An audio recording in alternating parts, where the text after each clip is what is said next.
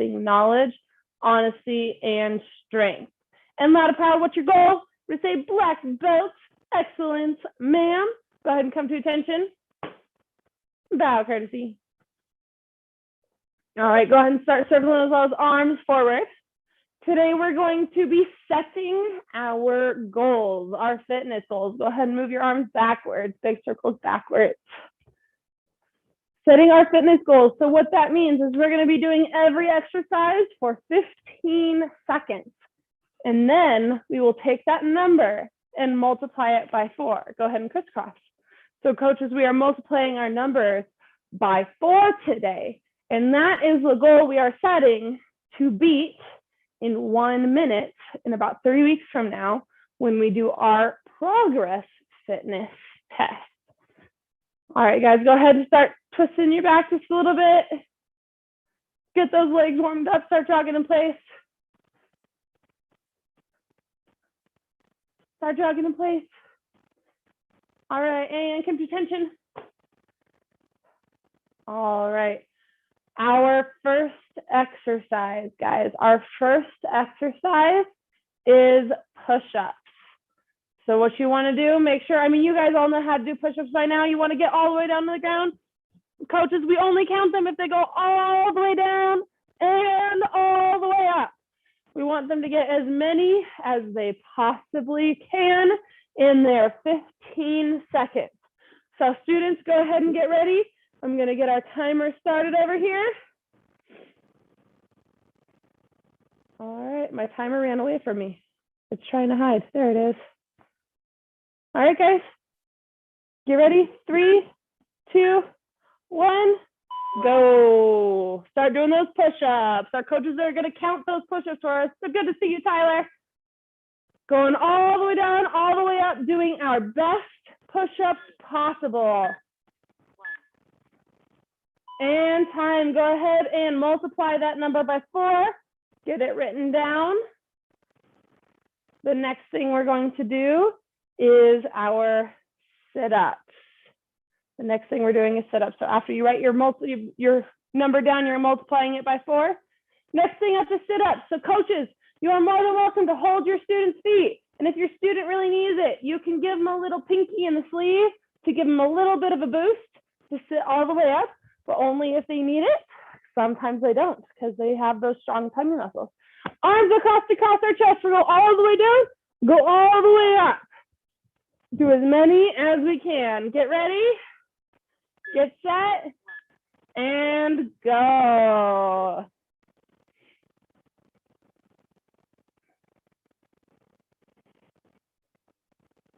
Keep going, guys. Keep going, nice and strong.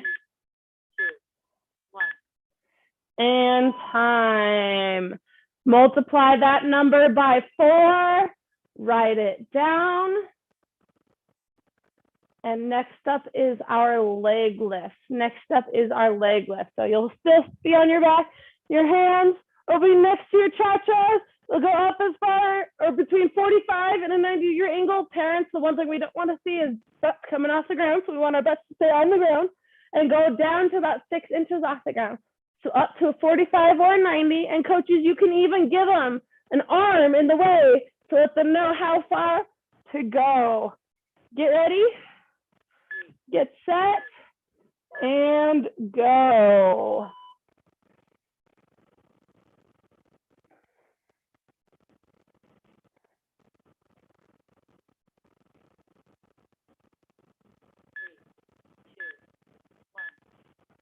And time. Go ahead and write that number down after multiplying it by 4. Multiply the number by 4, get it written down. And next up, guys, is those squats. So getting ready for those squats. Remember with our squats, we want our hands to stay up by our face. We go down like we're sitting in a tiny chair. We're keeping our back straight the entire time we go down. So we go down like we're sitting in a tiny chair. Coaches, you can give them a little foot or a little hand to let them know how far they need to go down. Get ready, guys. Put those hands up by your face. Get set. And go. Make sure your hands are up by your face as you do this. There you go, Tyler. Nice work. There we go. Keep going. There. And time. Multiply that number by 4. Get it written down. All right, guys. Next up is those mountain climbers. So coaches, I know some of our students, they like to start hovering and start doing this. What we want, if they start doing that, is you're just gonna hook your arms underneath their armpits, pull them forward so that they're more in a straight line. We want our students, you wanna put your knees to your chest. So whether it be slow like this or fast like this, you just wanna put your knees to your chest. Remember, we count these 1, 1, 2, 2. So this is 1, 1, 2, 2, 3, and 3, so on and so forth. Get ready, guys, for those mountain climbers. Get set, and 3, 2, 1, go. There you go, Grayson. Nice work. Working hard. There you go, Miss Sophia.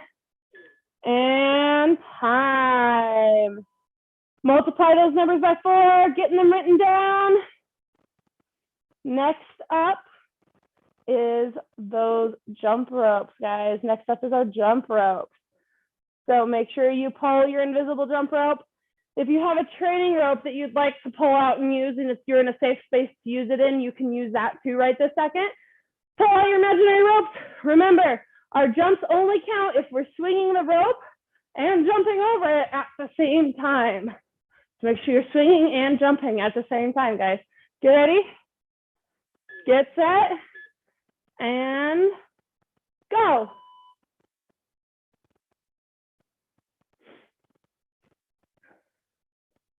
Now make sure you're making it realistic. And time. Nice jump, Laszlo.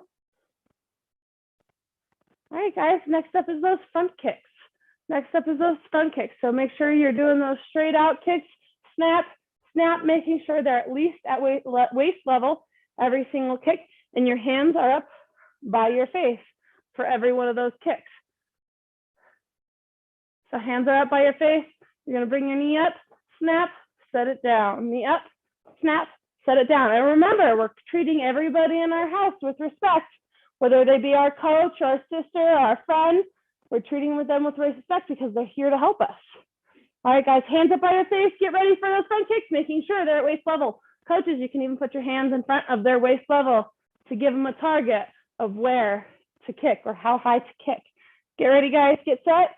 3, 2, 1, and go.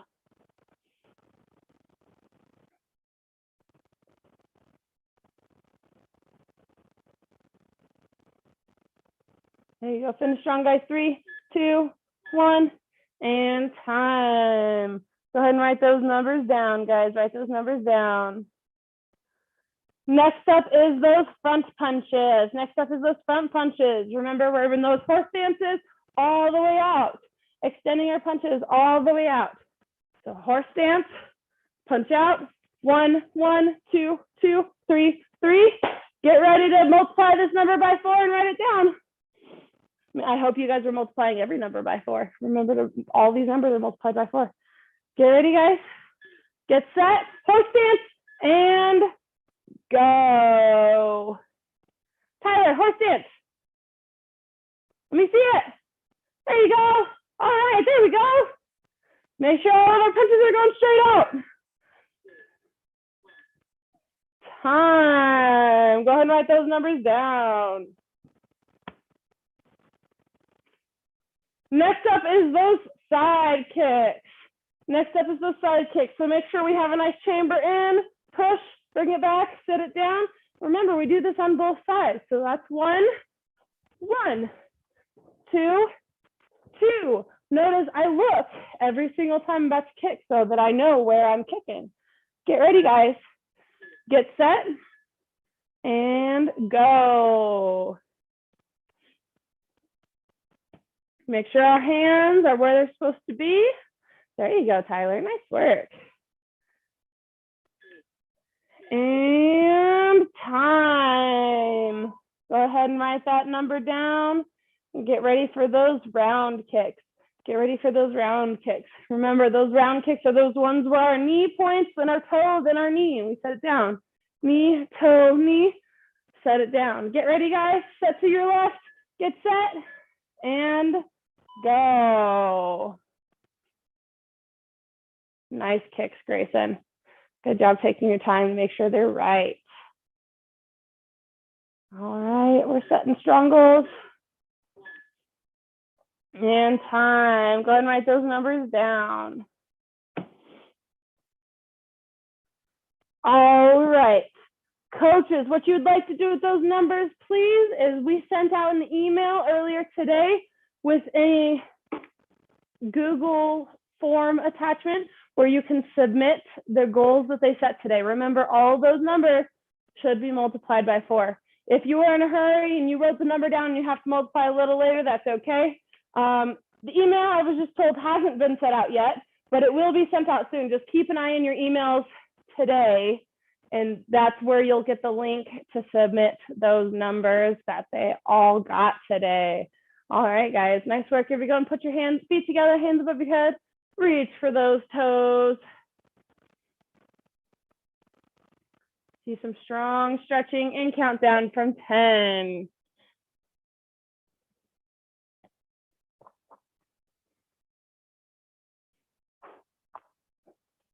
No, don't bother looking at the camera, guys. And feet to shoulder width apart, reaching for the middle. Don't need to look at the camera. Go ahead and, Tyler, if you have a question, you're gonna have to wait just a little bit longer for me, sir. Make sure both hands are in the middle. There we go. Thank you, Tyler. I'll call you out in just a moment, sir. Go ahead and walk your hands over to your left leg. Walk it over to your left leg. Oh, come on, Lazo, back up on your feet. There you go. Thank you, sir. And walk it back to the middle and over to the right leg. There we go. Grayson, right leg. Grayson. There you go. Thank you, sir. Nice work. And back to the middle. And slowly slide into those splits. Let's see those splits, making sure our knees, our heels, our knees, our hips are all in the same line.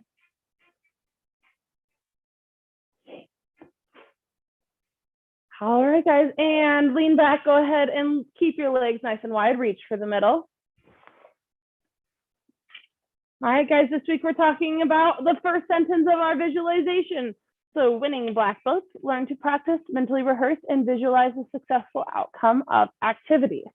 Now, what can happen? One of the ways that this can be used is if I am, let's see, one of my goals is to have the full splits.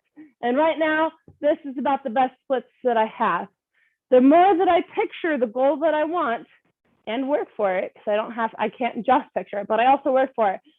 I picture it every single time I'm working for it.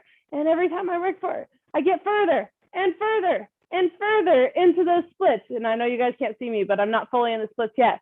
But I continually mentally practicing and rehearsing, seeing myself in those full splits, taking a nap while I'm in the splits. Because I used to do that.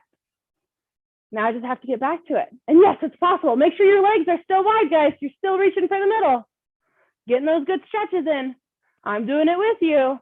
I hope you guys can at least see my face. And walk your hands over to your right leg. Oh, this is my right leg. Your left leg. There you go. And over to the other side. And back to the middle. And left leg. And right leg. And middle. And left. And right. And middle. And left. And right. And middle. And left. And right. And middle. And left. And right. And middle. And left.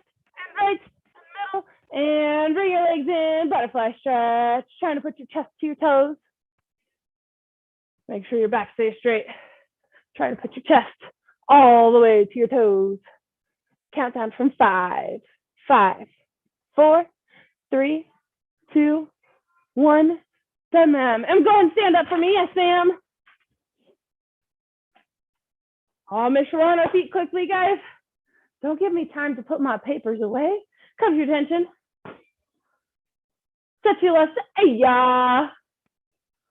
All right, guys. Today we're going to learn several things, and it's really exciting. You guys kind of already know this one. We're going to learn karate combination number 1.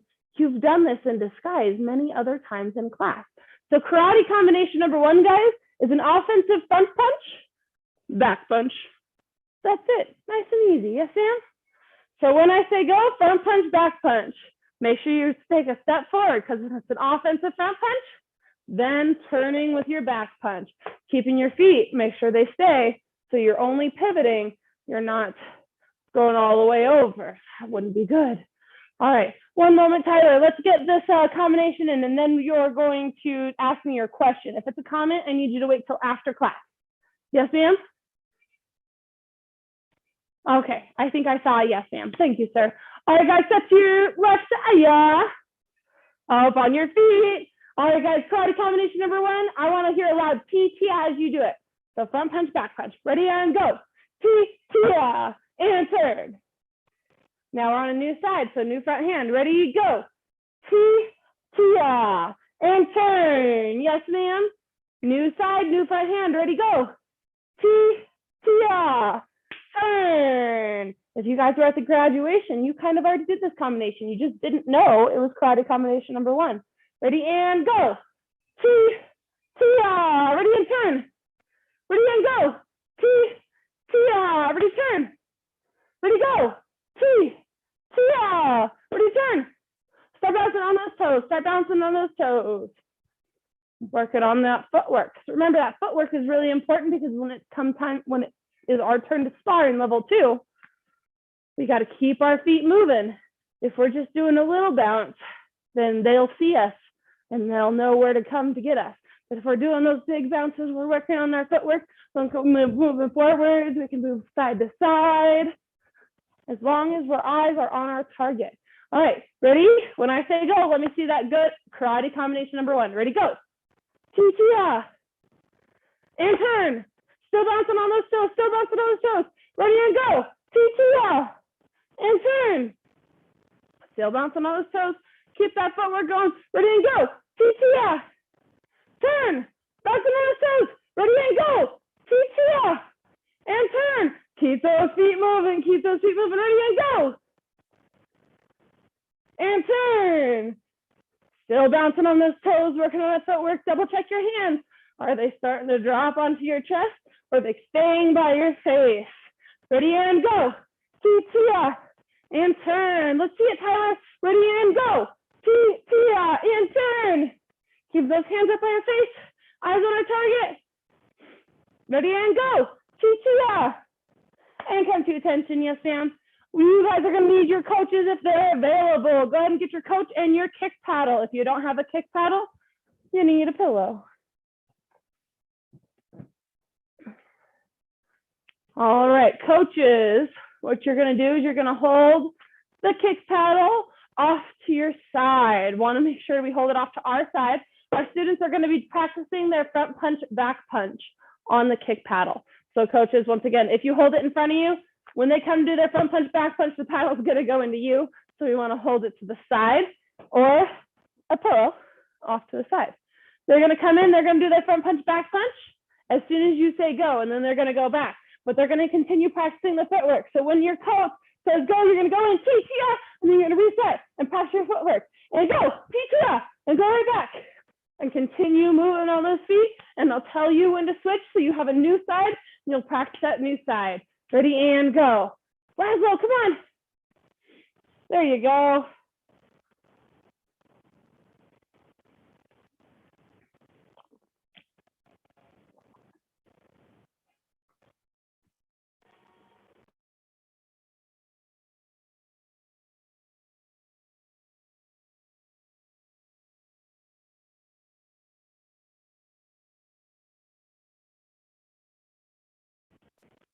Keep going, guys. Nice and strong. Keep those feet moving. Keep those hands up. Double check where your hands are at all times. Don't let your arms get tired and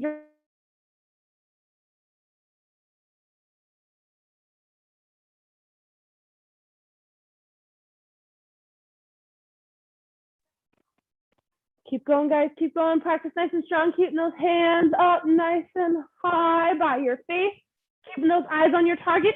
And switch your feet. Yes, ma'am.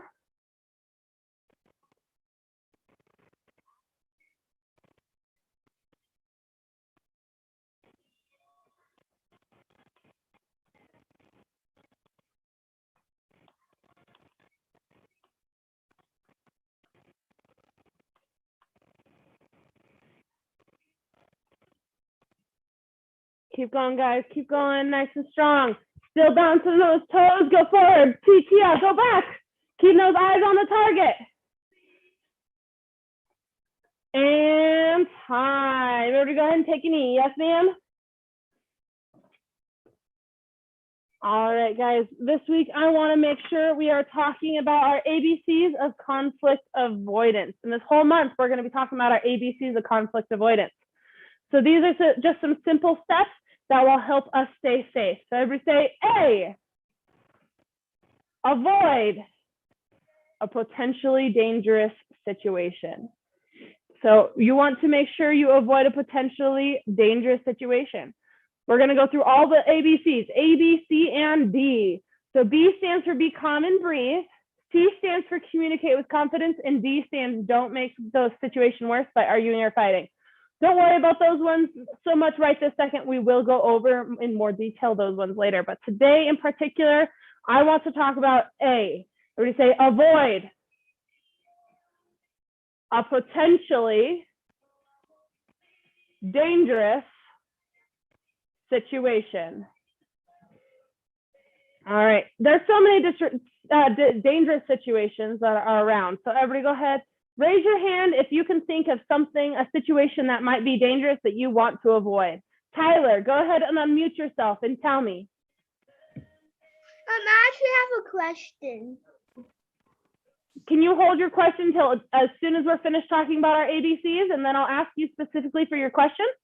Okay. Thank you, sir. But anybody having a dangerous situation that they think they should avoid?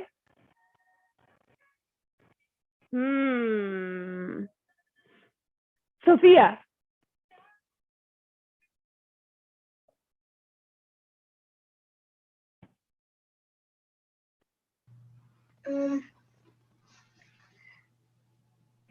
Not being by anyone around you that you don't know.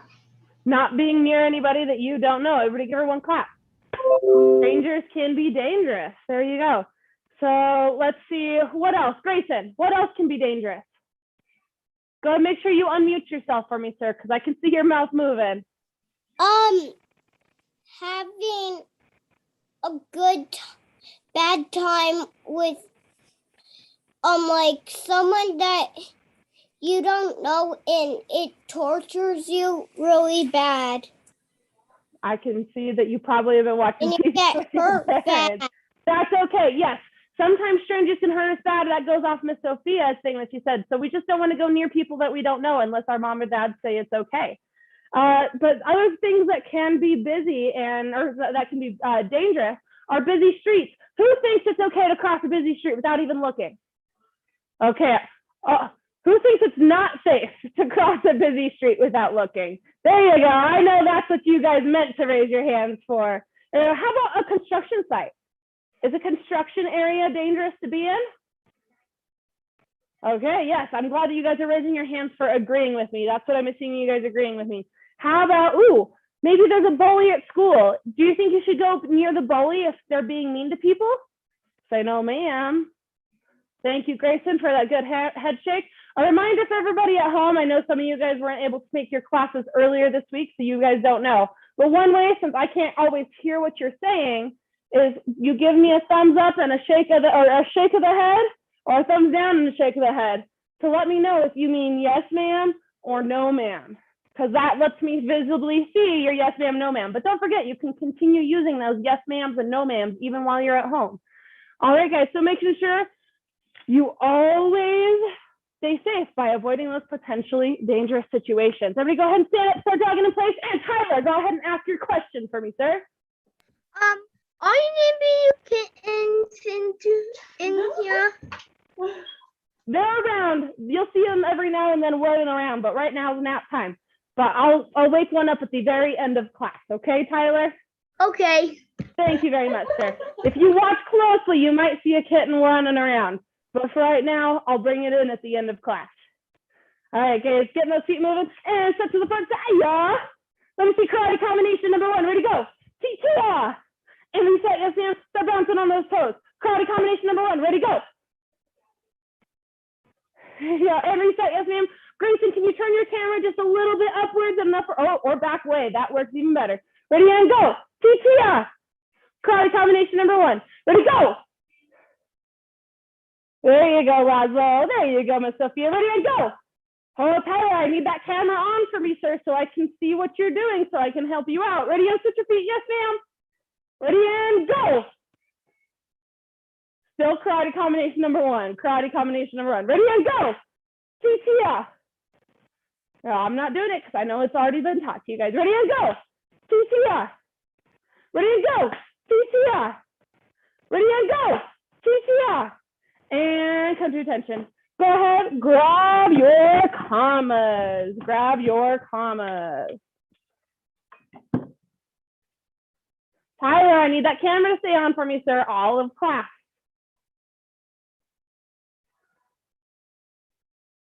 All right, for those of us with commas, let's review our beginning of comma 1.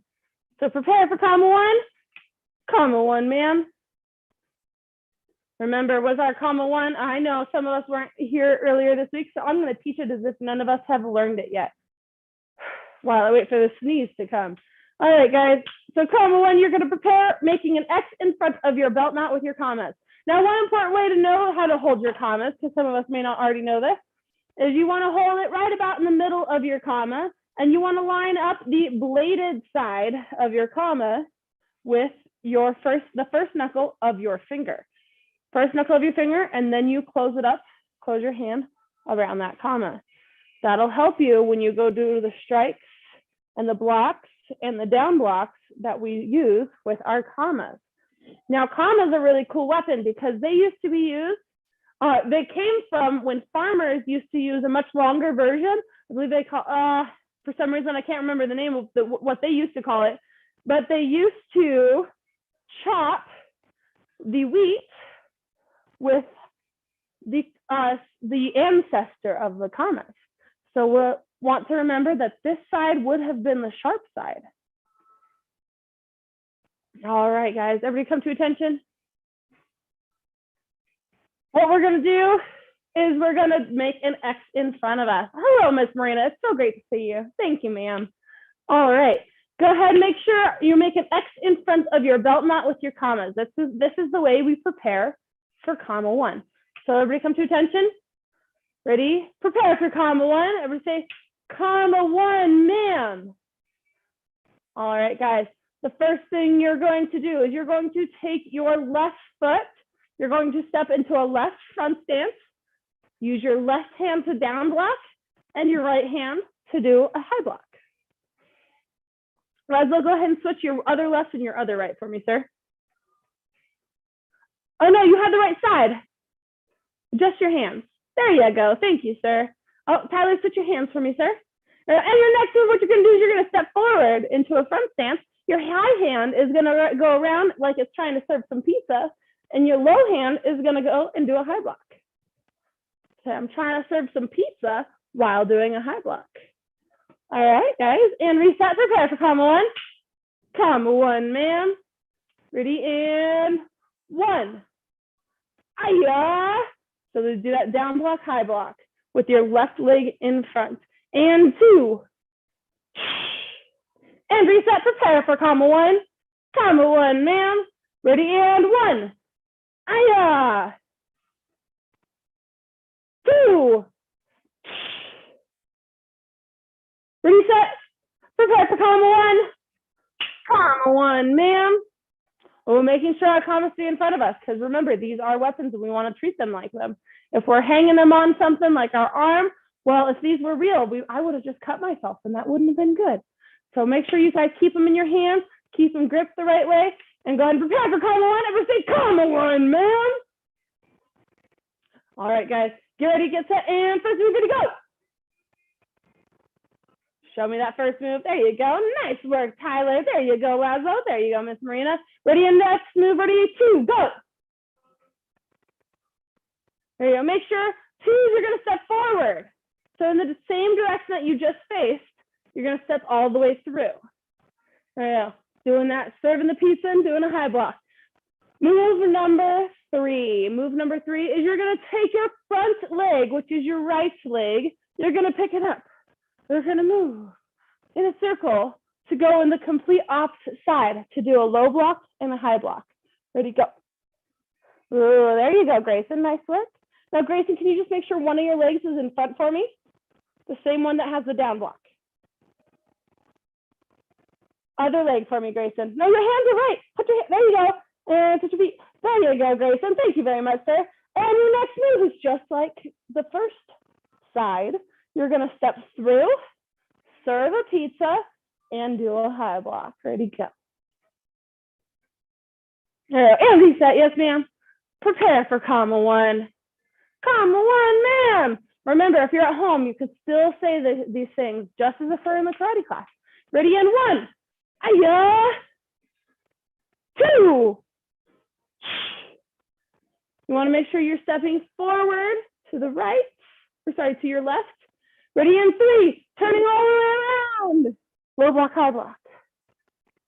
Ready, and 4. And reset, yes, ma'am. Go ahead and take your comments, put them to the side. All right, thank you for putting your comments to the side. Now, the other thing that we're learning this month is we're also learning changi. So I'm going to quickly review what we learned earlier this week with changi. The best part is you guys already know what to do with your feet because we did it with comma 1. So when we prepare for changi, our feet are going to come apart. You're going to prepare in front of you and say changi man. Ready? Prepare for changi. Changi man. All right, first move, we're going to do a down block. Just like we did with comma 1, you're going to step into a front stance with your left leg. Ready? Go. Aya. The next move is just like comma 1. We're going to step forward and we're going to punch. So we're switching our hands of which one's in the lead and switching our feet. Next move, you're going to take your front leg. You're going to turn all the way around and you're going to do a low block. There you go. So now instead of facing that way, I'm facing that way. There you go. So right versus left. Then I raise my hand and I'm going to step forward, punch. Still a front stance. Reset, yes, ma'am. Oh my goodness. So you guys wouldn't be able to tell if my hands were in my belt. If all I did was this, and this, you wouldn't know if I just performed changi without stances or comma 1 without stances. Because the best part is both of them are the same. So our feet are going to do the same thing. So take your hands, put them in your belt for me. Yes, ma'am. Just tuck them into the sides. Put your hands on your hips. We're just going to work on the feet. Ready? Prepare for changi. Changi, ma'am. Ready, on 1. Aya. Ready, 2. Ready, 3. Turn all the way around. And 4. And reset, yes, ma'am. All right, face the camera for me. Everybody point to your left side. Point to your left side. That side. There you go. So whichever wall that is that side for you, that's your left side. And that's the side you're going to do your down block to first. Or that's the first side you're going to step into your front stance for comma 1 and changi. Everybody point to the right side for me. Where you go? Right over there. It's on that side. So whichever side for you, whichever wall is that side is for you, that's the side you're going to turn around to. So when you guys do it, you're going to do the left side wall first, and you're going to step forward. Then it's time to turn around to do the right side wall and step through and reset. Ready? We're going to do it just with our feet. Ready? 1. Aya! Ready? 2. Ready? 3. 4. So Marina, you just need to switch your feet for me, ma'am. So when you turn around, you want your front foot that was in front to become the new front leg on the other side. And then you're gonna set your punch. Reset, yes, ma'am. All right, guys. If you guys need help to review these, the videos of both these forms are on the Mile High Karate app. And if for some reason the Mile High Karate app is telling you that the video is not there, please update your app because they are back up. If you still can't find that information, it's also on the YouTube page. Everybody go and put your hands behind your back. Yes, ma'am. All right, quickly, we're gonna get our kick paddles out again with our coach. If your coach left, quickly, go grab them. Go, go, go. Either one works. Grayson, is your coach right there waiting for you? I thought so. Thank you. All right, guys, what you guys are first going to do. So your coach is going to hold one or the other one. We're going to practice our karate combination number one. But our coach is going to be moving the target. It's going to go up, down, side to side. So we're going to be bouncing on our toes. And when they say go, we're going to have to move to wherever that target is and back to our starting point. Bouncing on our toes. When they say go, oh, if the target's over there, I now move to this side. Oh, target's down here, I punch down there. And I move right back to my starting point. So bouncing on your toes, making sure you step in, kia, and return to your starting point every time. Ready, step towards your coach, Saya. If you don't have a coach, go ahead and step towards the camera, Saya. And I want you to imagine where the target's going. In fact, I'm actually going to move the target, and you guys are going to have to catch it. Well, virtually. Ready, and with your coach, go.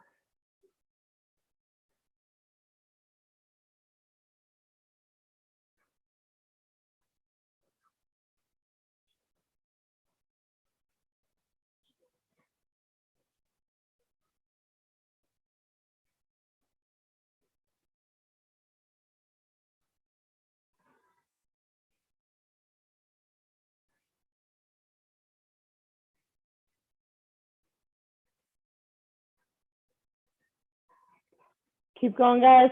Checking your hands, make sure your hands stay up by your face as you do this, because even when we get tired, our hands need to stay by our face.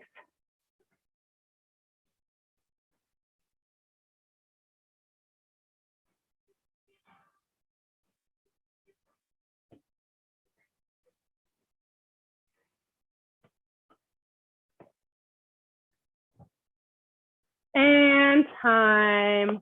All right, guys. Face your coaches. Come to attention. Bow, Kersey. Say thank you, coach. It's always really nice when our coaches come in to help us out. They don't always have to be there, and yet they're still there for us. Go ahead and put your hands behind your back. Say yes, ma'am. All right, guys. Tyler, I still need to see you, sir. Remember to be working on those visualization posters, as well as your visualization success skill worksheet, which was emailed on Monday. Remember to keep an eye on your emails, because the goals that you set today, you can submit using the Google form link that will be sent to your email sometime this evening. So you can just let us know what numbers you got. Everybody go ahead and Black Belt Creed.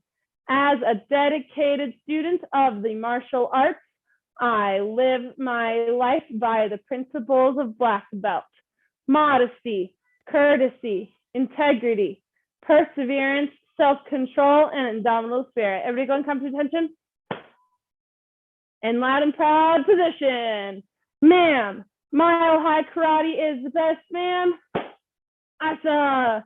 All right, my leadership students, you will need your notebook, a writing utensil, and potentially a coach if you need help writing. Go.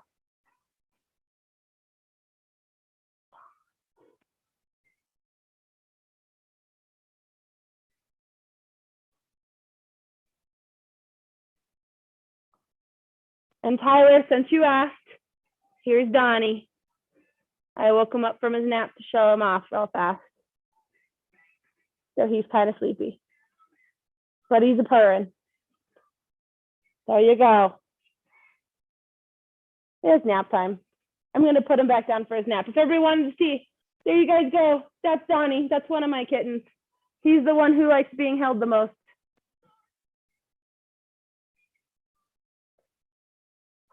Now I got to put him back down for his nap again.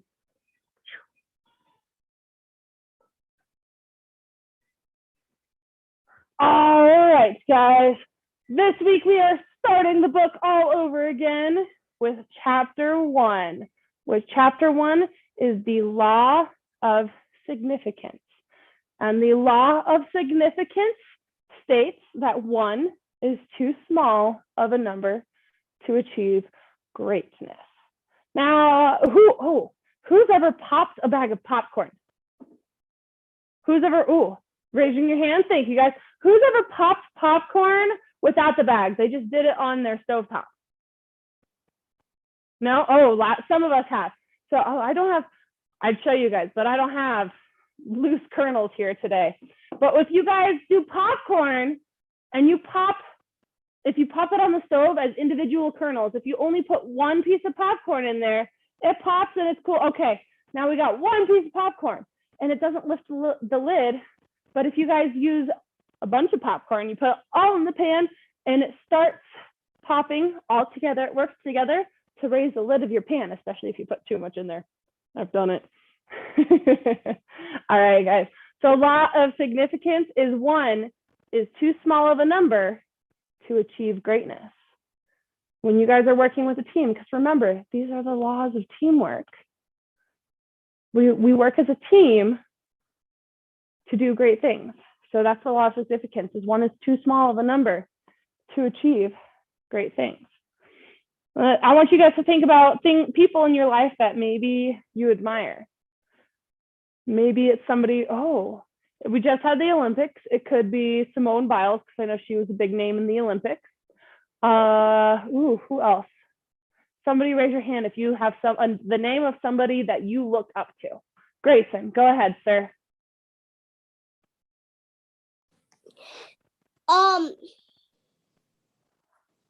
Someone that's your friend. Someone that's your friend, yes, because your friends can be helpful teammates for you. All right, good work. Give him one clap. All right, guys. So when you guys, everybody has a team in order to accomplish great things. If you guys think of Disney, who likes Disney movies? Let me tell you guys right now, all those Disney movies, a whole huge team of people work together to build those movies. Laszlo's like, I kind of like Disney. Laszlo, all those movies or TV shows that you watch, there's a lot of people who had to work together as a team in order to build those. So I don't know if Paw Patrol is Disney, but Paw Patrol, no, you don't like Paw Patrol? You do like Paw Patrol, there you go. Well, Paw Patrol, they have to work as a team, right, to get things done, to accomplish the goal or the mission? Yes, they have to work together as a team. Everybody has to work together as a team. The Avengers, they all had to work together as a team. In fact, they came from like all these different people, all these different smaller teams came together to defeat Thanos, which was the ultimate person to beat, right? For those of us who are familiar with our Avengers. Let's see, there's so many people. There's always a group of people behind a person who achieved the ultimate goal of what they wanted to achieve. There you go.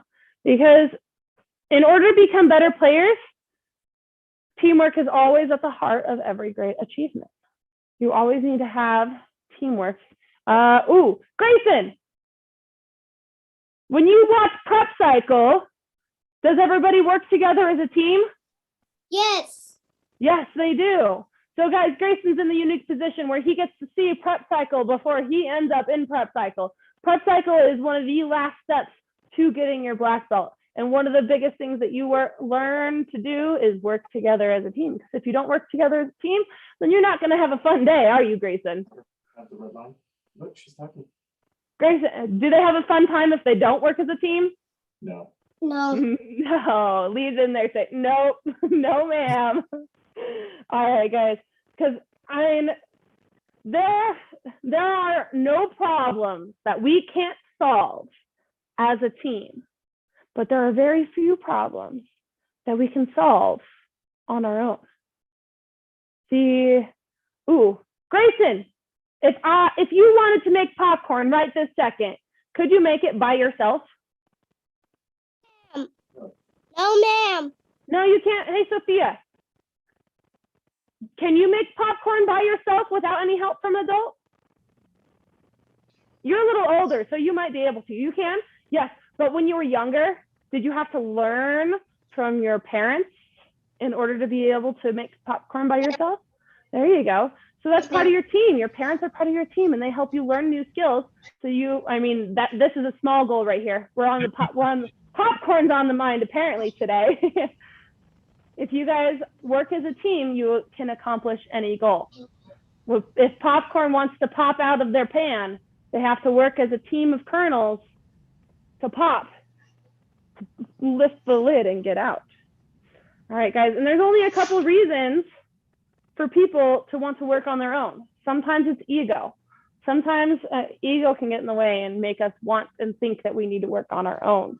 Working on our own isn't always the best because teamwork happens when we use we instead of me. Hey, we should eat some popcorn. Who thinks we should all eat some popcorn? I'd share some through my screen, but I don't have any. Plus, I can't put it through a camera and make it get to you guys. I think it just ruined my camera. What do you guys think? I got some laughs. All right, guys. Another reason why some people don't like to work with a team is because they're insecure. They don't feel confident in what they're going to do, so they don't want to show off for their team. And they're like, oh, I don't know. Oh, I'll try to do it all by myself. Do you think that's going to be productive for them in the long run to maybe accomplish their black belt? And Grayson, I saw Grayson shaking his head. Every say, no, ma'am. Another reason that people try to work on their own is because they think they can get it done all by themselves. It's called naivety. They think that they can accomplish it all by themselves when they don't realize they need a team to get the job done. And one of the fourth reasons that people also try to work on their own is temperament, because what you guys should always do as a team is you should always enlist others to help yourself out, because it takes a team to do anything of lasting value. Who wants to be a black belt? Raise your hand for me. I certainly hope you all want to be a black belt because you all are in blue tats and you've all committed to reaching that black belt goal. It takes a team to do anything of lasting value. Black belt is something that's of a lasting value to you in your life. And you definitely want to make sure you achieve that goal. Why take the journey on your own? Why not enjoy and have others help you along the journey as well? Those others could be the teammates that you take class with, like Grayson, who's sitting up nice and strong. Thank you, Grayson. Thank you, Miss Sophia, for sitting up nice and tall, showing me that strong focus that you are listening to everything. Thank you, Laszlo. All right, there you go. Thank you, Tyler, for showing me that strong focus and concentration. What I want you guys to do now is, for one, I want you guys to remember, nobody can do it alone. So what I want you guys to think about for your teamwork thought is you may be good, but you're not that good on your own. I want you guys to now, right this second, I want you to talk with your coach and your parents. I want I want you to write down 3 major goals that you're working to achieve right now. Those major goals could be something about something to do with the end of the school year, because that's about a year from now.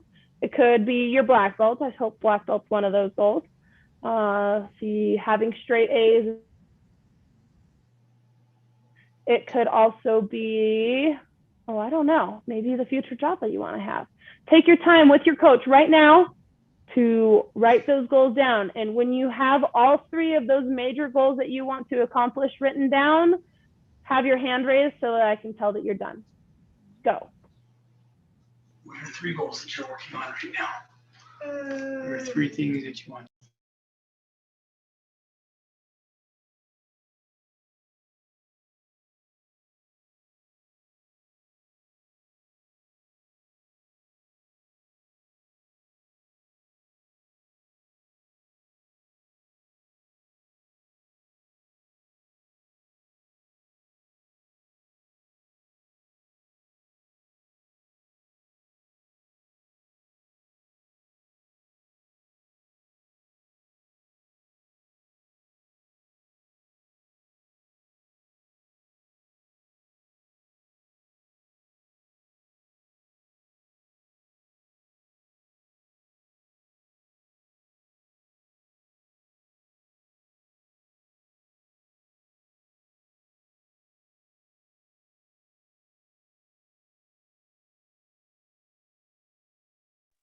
Tyler, what are 3 goals that you are working to achieve right now? Black belt, clean my Aussie, and get my first win in Fortnite. Okay, there's a lot of rubbing around going on. I think you were messing with the microphone. I couldn't quite hear the other goals. I heard black belt. Give me one of those other goals. Get my first victory royale in Fortnite. All right. That sounds cool. Grayson, how about you? Bye. To Black belt. be a black belt, get out of have a good year of kindergarten, get out of it, and be in high school. Oh my goodness, you're going to be in high school by the end of this year? That's an interesting goal, but I'm pretty sure your goal is to eventually make it to high school, right, Grayson? All right, there you go. I like it. Those are some long-term goals right there. And Sophia, go ahead. Oh, I clicked the wrong button. Sorry, Sophia. I cannot hear you. Go ahead and unmute yourself. Thank you. To some of those I'm setting is earning my black belt, Yes. be better at math, Okay. and be better at soccer. Be better at what? At soccer. At soccer. All right. And Laszlo, last person, go ahead and give me your goals, sir. My goals are straight A's in school, run faster at running, and black belt. All right. Those all sound like some amazing goals. All of you guys have some great goals there. Now, one thing all of your goals have in common, I hope you guys look at them and realize this, is in order to be really good and really accomplish those goals is you have a team working behind you to help you accomplish those goals. Whether those goals are black belt, you have a team of other black belts who are helping you guys learn those skills. In fact, you even have prep cyclers as your team helping you guys develop those skills to become to get better at martial arts so that you can slowly build yourself into black belts. Getting good at soccer. Your parents need to take you to soccer, right, in order to get good at soccer? Right, Sophia? Yes.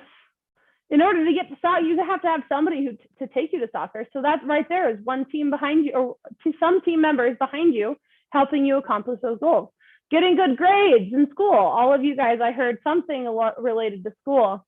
You got to have a team behind you helping you get your homework done, encouraging you, and taking you to school, because you have to go to school in order to get good grades in school, right? I certainly hope I see some nods. Yes, you have to go to school in order to get good at school.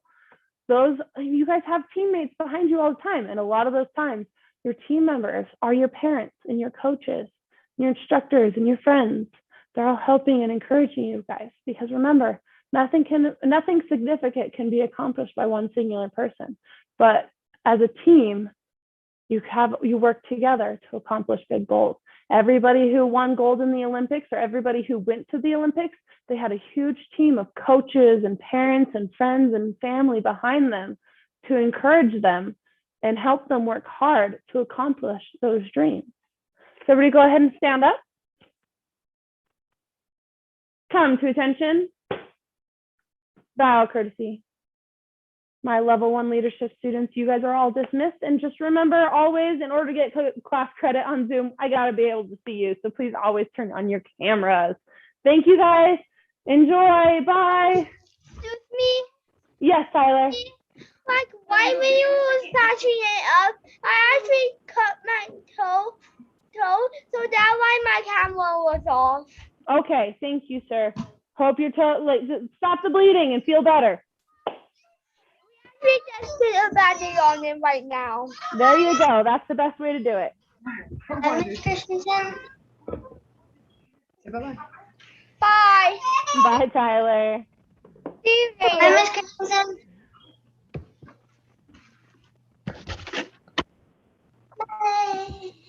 Bye, Sophia. Christensen?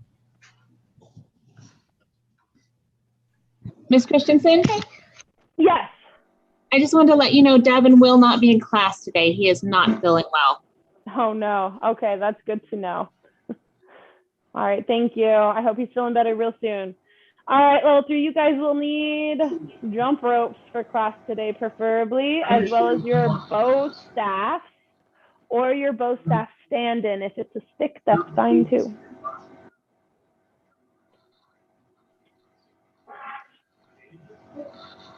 Bow staff.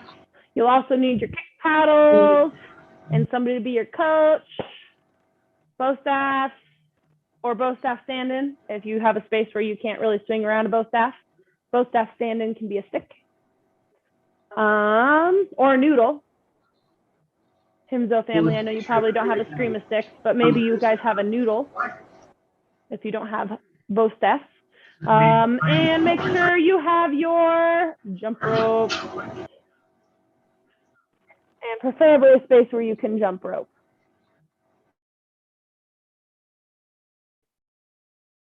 And you'll hear me repeat that again in about a minute.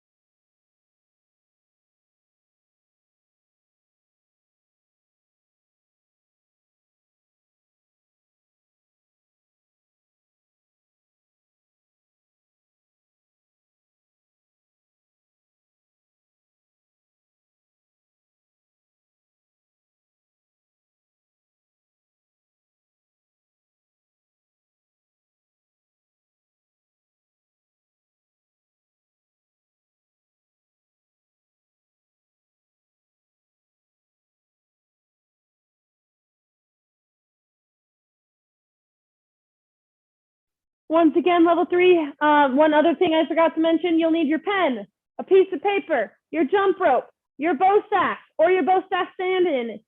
Both, if you have a space where you can't swing a bow staff around, or if you don't have a bow staff yet, you need a scream stick or a noodle.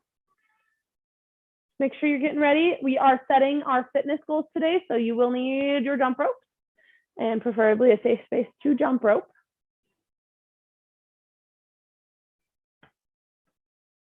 We will get started in just a minute, and coaches are always fun to have too when we're doing our fitness.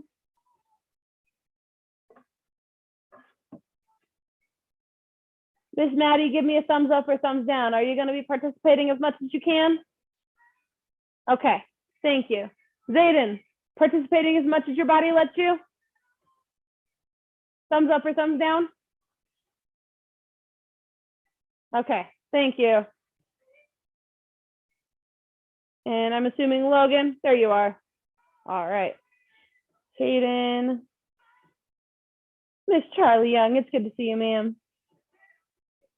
And the Hope family, your audio is still loading.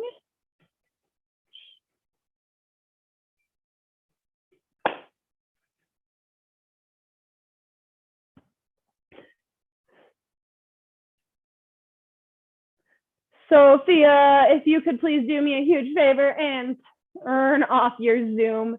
It'll help me see all the level 3 students just a little bit better. Because there's lots of you in here. Maybe you all can see just me, but I can see all of you. I'm so glad I put you all on my big screen. All right, guys, let's get bowed in. Everybody come to attention. Bow courtesy. And position. Student creed. I develop myself physically and mentally based on the mile-high karate spirit. I will only fight to protect my life and the lives of others. I achieve my fullest potential in developing knowledge, honesty, and strength. And loud and proud, what's your goal? I certainly hope you all said black belt excellence, ma'am. Where to go and come to attention? Accuracy. And start doing arm circles forwards, arm circles forward.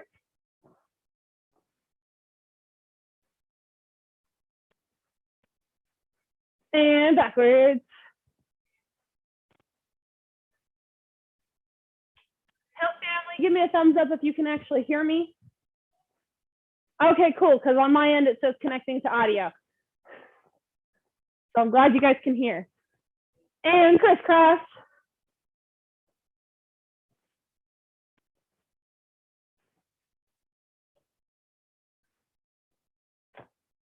Oh, there's the other camera.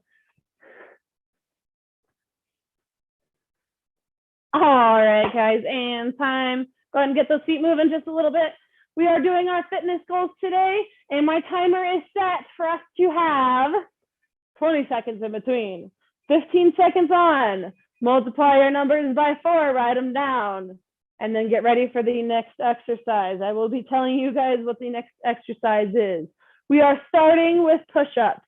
You will have 20 seconds in between to write your number down and get ready for the next exercise. Make sure you guys have everything you need. Pen and a piece of paper. Coach if necessary. Jump ropes. Go. You guys have a minute. Kellen, go ahead and take a knee. We're not quite ready for push-ups. Thank you. Thanks for being ready. Jump ropes, coach, pen and piece of paper. Remember, we are multiplying our numbers that we get by 4. We are multiplying our numbers by 4. If you do not have time to multiply your number before the next exercise begins, just write your number down and write an X4 so that you at least know that you got to multiply your number by 4 before you submit it to us. All right, guys, first up is push-ups. You guys know how they go, so get ready. Everybody push a position on your toes, on your hands. 3, 2, 1, and go. Getting as many as you can, but making sure they are your best.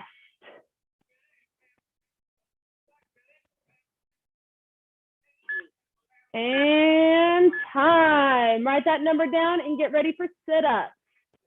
Sit-ups will be next. Remember, coaches, if your student is still young and still developing those tummy muscles, you give a little finger and hook it in their uniform to give them just a little bit of a boost. But most of you guys don't need that anymore. Get ready for sit-ups. 2, 1, and go. Going all the way up, keeping your arms crossed across your chest. You guys got 8 seconds left.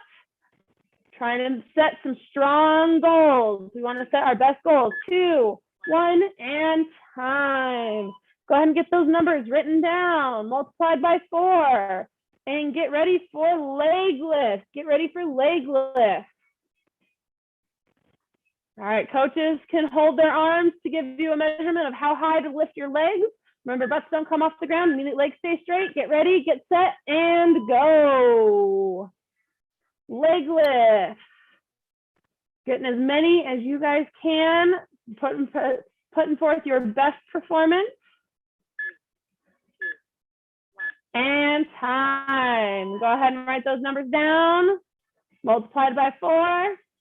Get ready for squats.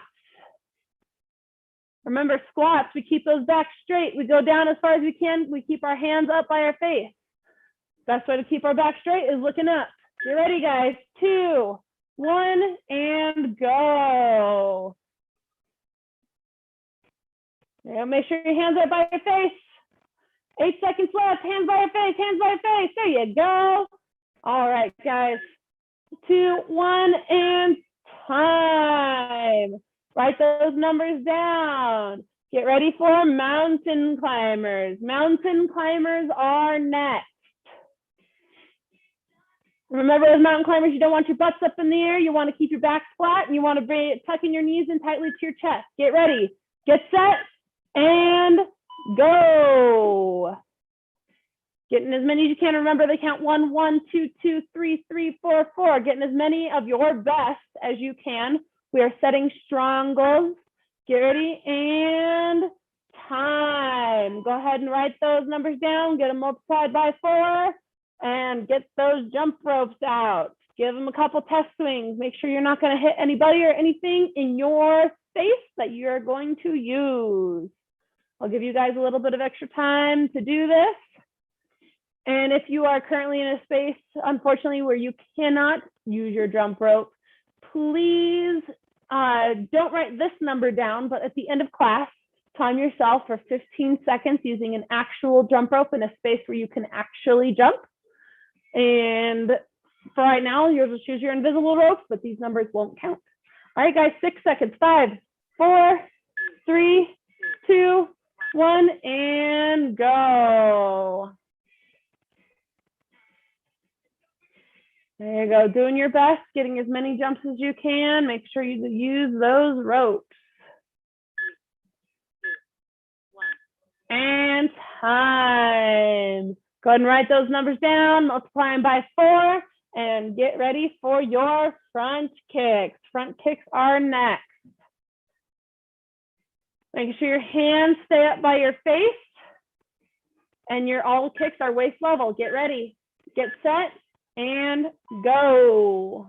Remember, 1, 1, 2, 2. Hunter, I can see you. Check your kick level. There you go. Everybody, I can still see you. So make sure you check your kicks level. Make sure they're all at least waist level. And time. Go ahead and write those numbers down. Multiply them by 4 and get ready for your punches. Get ready for your punches, your front punches, making sure you are in a horse stance. Keep your knees bent the whole time. And remember, we count on 1, 1, 2, 2, and T-Rex punches do not count. Get ready, get set, bend those knees, and go. Come on, guys, as strong as you can.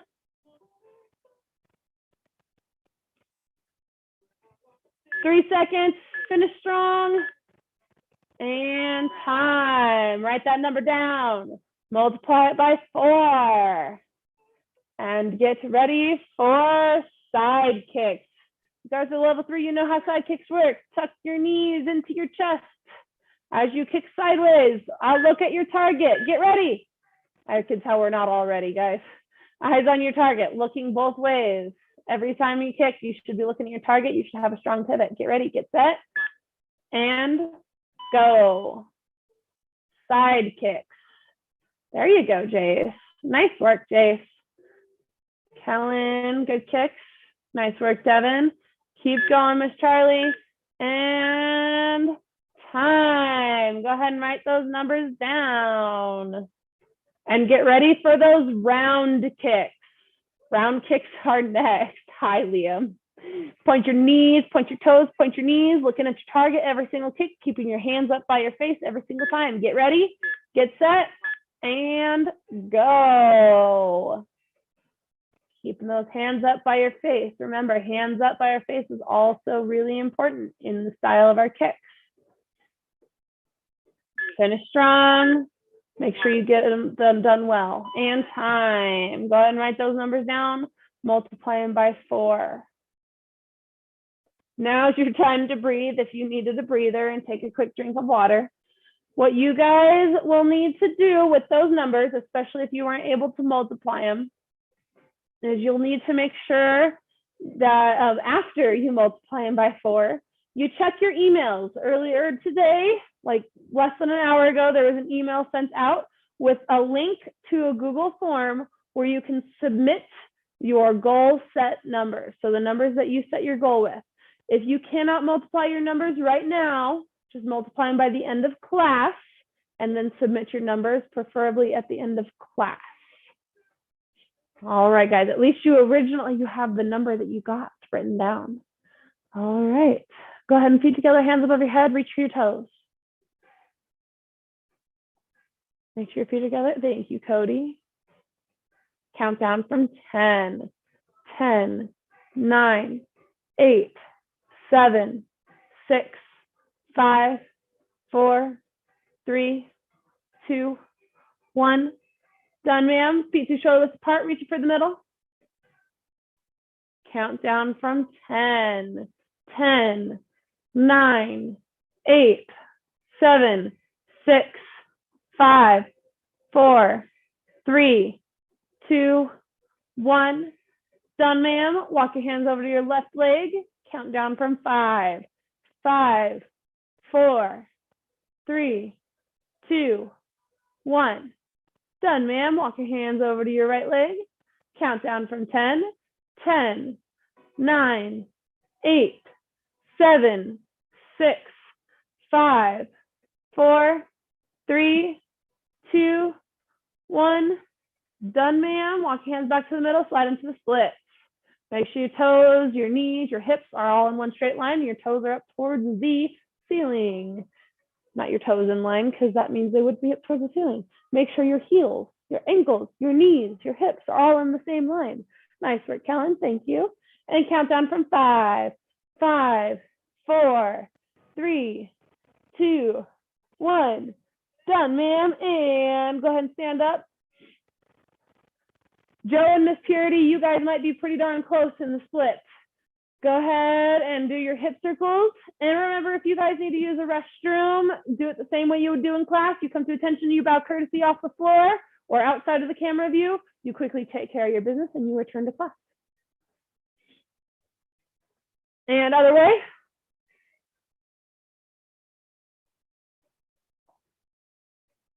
All right, guys, step towards the camera with your right leg or with your left leg behind you. Yeah. My park cyclers, you guys already know this, but we are working on kickboxing combination number 1. Kickboxing combination number 1. What you guys are going to do, everybody say reverse hook kick, round kick. Back punch. Back leg round kick, side kick. Back punch. This one's really fun to me because it's all the kicks are interrupted by a back punch. So what it's going to look like, now that you guys have said it, you guys are going to be set towards the camera. When you guys would do a reverse, remember always, our reverse, we look behind us. We keep going, we keep looking, but our feet stay in the same place except for the turn to help us with our looking. We spot our target. Our back leg's the one that gets picked up. So reverse hook kick, round kick, we land it in front of us. We do a back punch. Our next move is a back leg round kick, side kick, land, back punch. Ayah.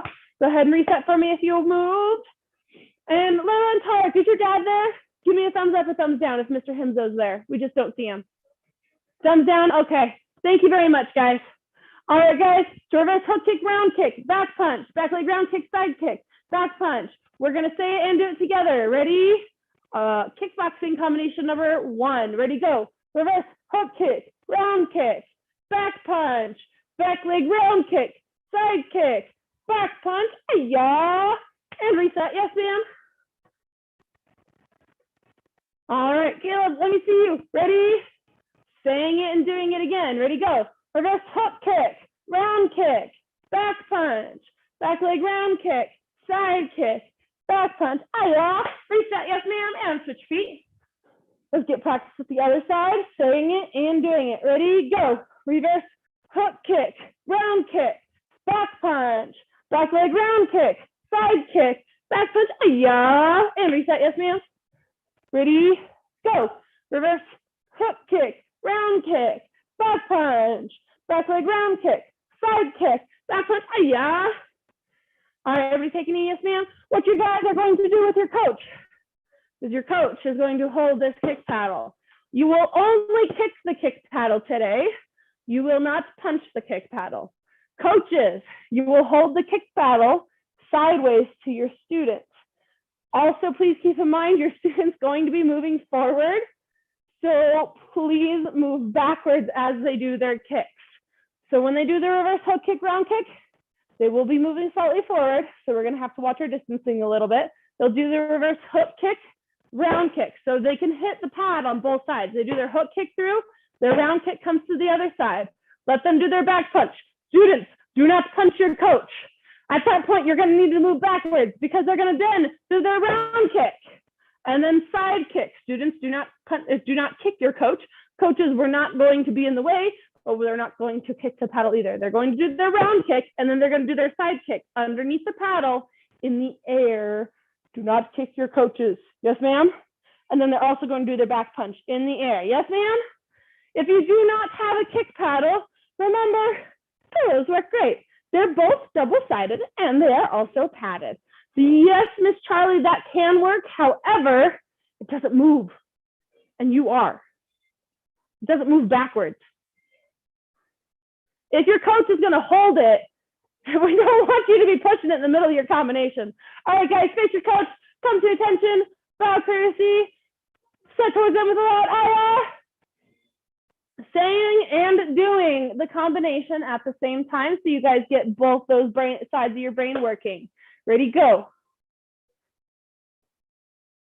Maddie, go ahead and practice it in the air for me. If you don't have a coach, go ahead and practice it in the air. Make sure you're continuing to say it and do it. She will be right back. I know, I want you to practice it until your coach is back. Thank you.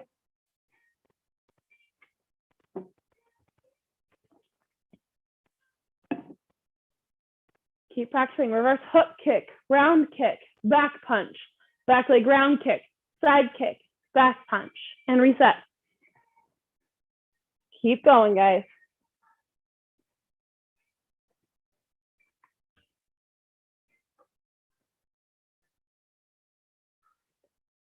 And if you have partners who are also martial arts students, go ahead and switch the paddle with them if you haven't already.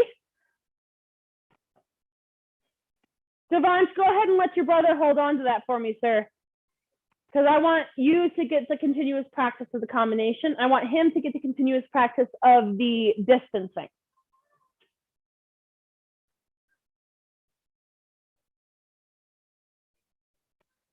So Caleb, you look a little too close to your coach. You need a little bit more space. I can't tell where you're at because I keep seeing a reverse hook kick, but I don't see a punch. There you go. And then back leg. Oh, there you go. But everybody double check your hands. Where are your hands at every single time you're kicking? Go ahead and take a knee for me. Yes, ma'am? One really important thing when you guys are doing reverse techniques, especially when you want this combination to start being fast, is you want to make sure your reverse techniques, or with your reverse techniques, your hands stay up and in. If you start letting yourself fly as you do these combinations, for one, you slow down your spin. Try it sometime. If you guys want to know how much it slows down your spin, I give you this challenge, not to try now, but to try later. Spin with your arms out in a circle, and then while you're doing that, bring your arms in. It's suddenly much easier to spin a lot faster. Not right now, practice that another time. But that leads into making sure your hands are up and in. When you guys throw a reverse hook kick, round kick, up and in, hook kick, round kick, back punch, back leg, round kick, side kick, back punch. Then you reset right away. As long as your hands are up and in, the faster your reverse hook kick, round kicks can be. Also, the more stable your balance is because you don't have something out in the air trying to counterbalance you while you are doing your kicks. They're all up right here. They're all in one line on your stable leg. All right, guys, reset for me. Yes, ma'am. One last time. Do set to left side. Go ahead and set those kick paddles to the side. Sorry, guys. Go ahead and set those kick paddles to the side. Tell your coaches thank you. Set to left side. I almost said American kickboxing. That was what? Last combination. Kickboxing. Kickboxing combination number one. Ready, go. Reverse hook kick, round kick, back punch, back leg round kick, side kick, back punch. Turn. Other way now. Ready, go. Reverse hook kick, round kick, back punch, back leg round kick, side kick, back punch. And ready to take a knee. Yes, ma'am? This week we are this whole month we are talking about our ABCs of conflict avoidance. So we say A. A stands for avoid. Everybody say avoid. There you go, Miss Matt. I like what Miss Maddie's doing. Everybody say A. There you go. A stands for avoid. Everybody say avoid. A potentially dangerous situation. All right. Everybody say B. Be calm and breathe. Everybody say C. Communicate with confidence. And D stands for don't make the situation worse by arguing or fighting. This week we are talking about A, which stands for avoid a potentially different situation. So everybody say A, avoid. All right, guys, I want you guys, if you can, unmute yourself, raise your hand and tell me a potentially dangerous situation. Hunter, you are first.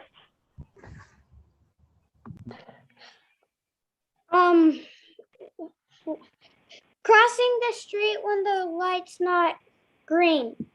Crossing the street when the crosswalk guy says don't walk. Give him one clap.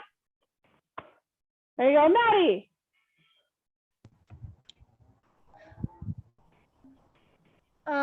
Playing with knives, fires.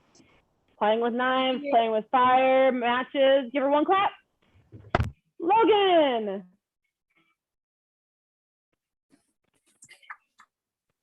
What was I gonna say? Oh shoot. Okay. Not buckling your seatbelt.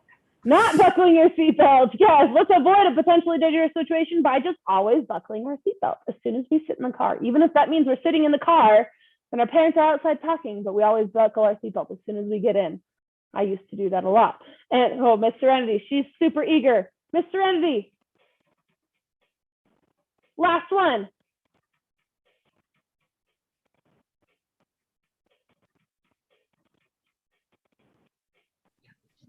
Look both ways before crossing the street. There you go. We avoid the crossing the street situation by always looking both ways before crossing the street. Everybody give her one clap. All right. Thank you, everybody, for your feedback and your input. So all sorts of dangerous situations, and we always want to avoid those, like construction sites, maybe a school bully. We want to avoid those guys too. If we know somebody's being mean, we just want to avoid talking with them and being near them if they're going to be mean. I mean, I don't want to be near a mean person, do you? All right. Everybody, so I want you guys to remember, in order to stay safe, we need to avoid those potentially dangerous situations. Everybody stand up, grab your bow staff, or your bow staff stand in. Ready, go.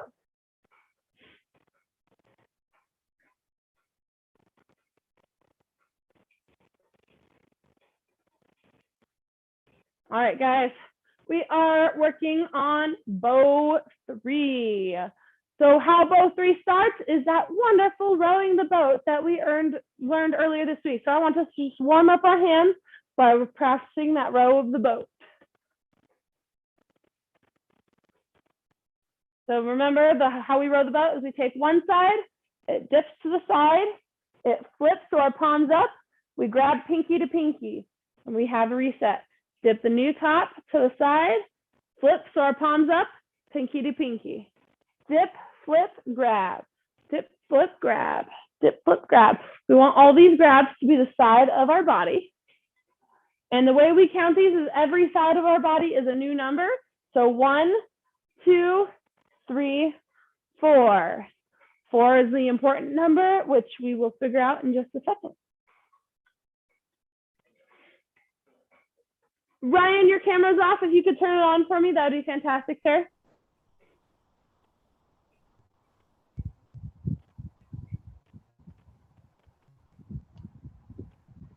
Thanks, sir.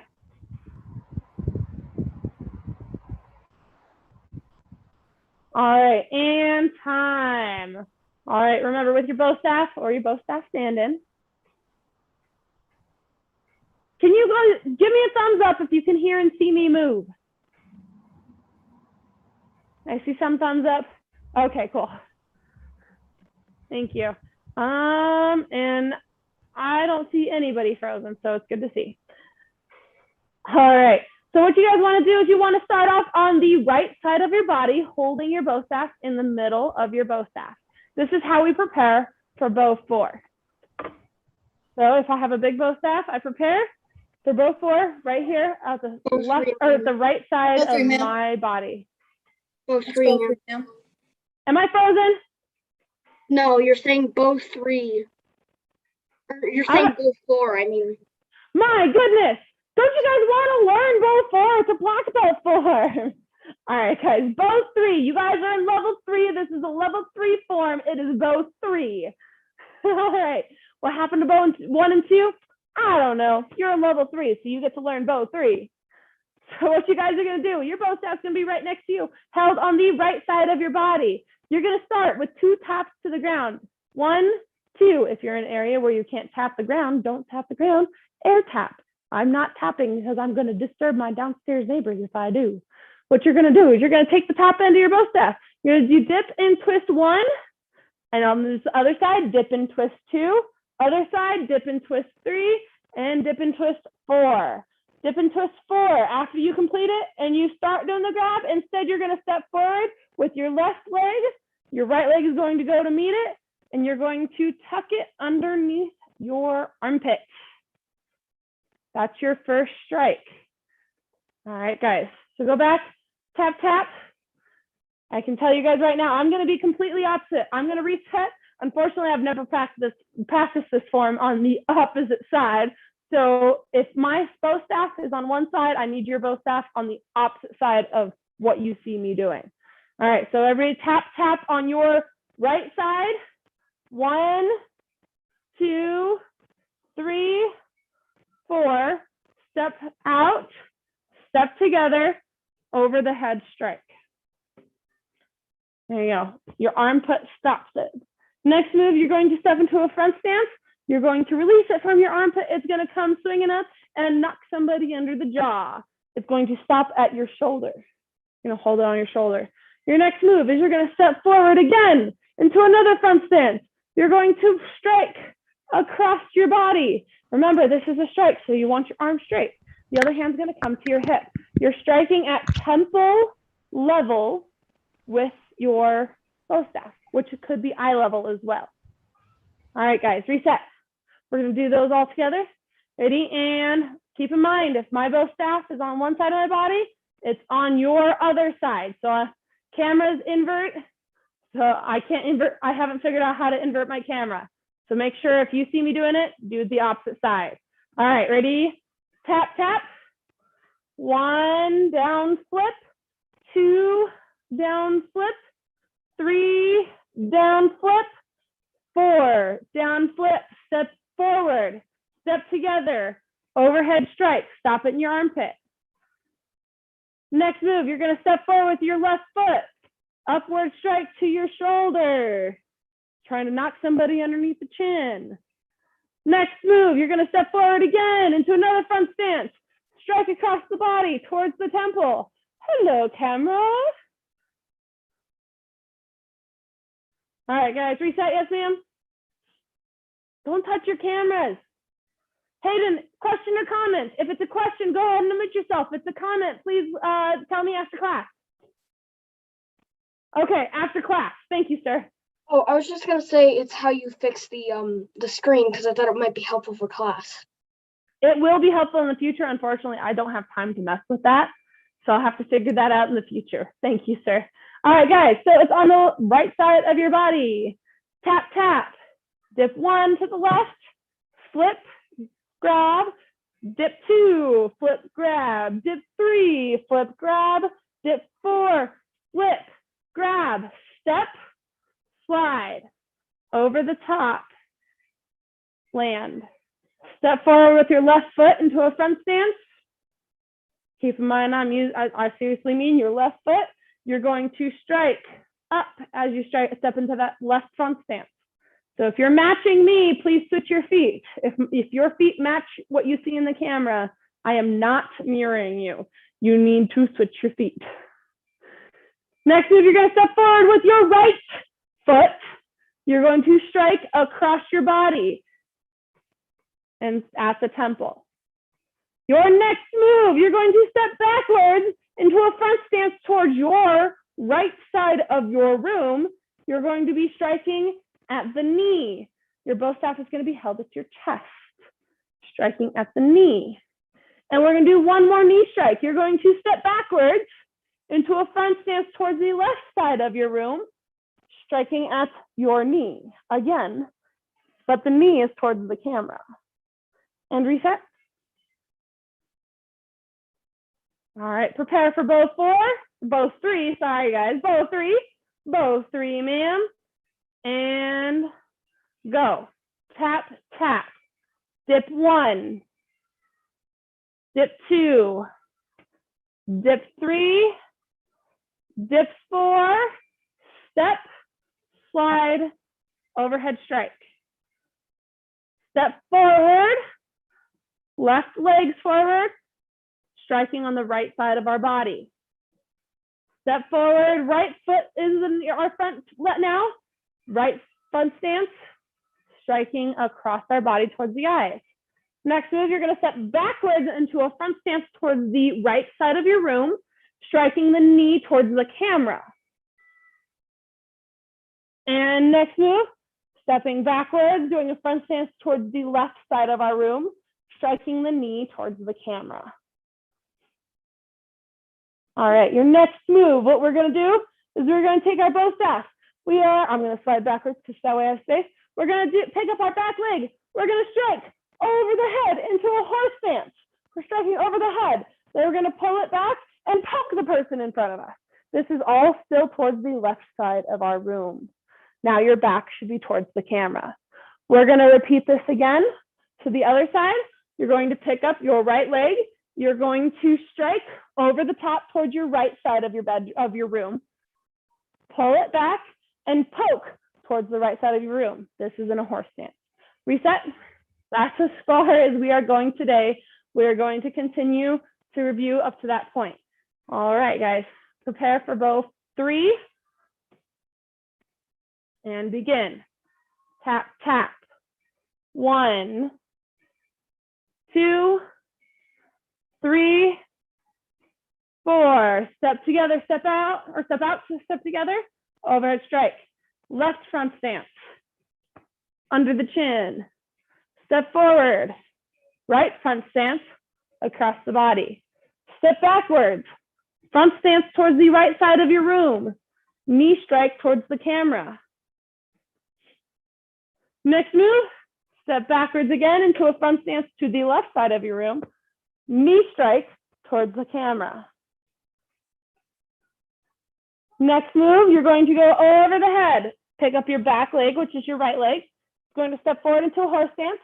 Over the head strike. Pull back. Poke. Next move, you're going to pick up your right leg again. Pick it up. Overhead strike, horse stance. Pull back. Poke. This is towards the left side of your room now. And reset. All right, we're going to see how well that stuck for everybody. Prepare for bow 3. And begin.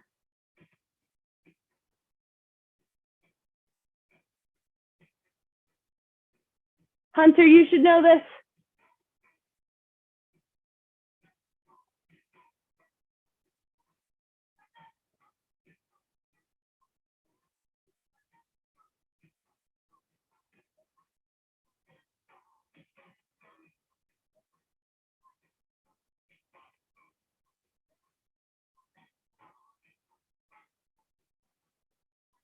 And there we go. Reset.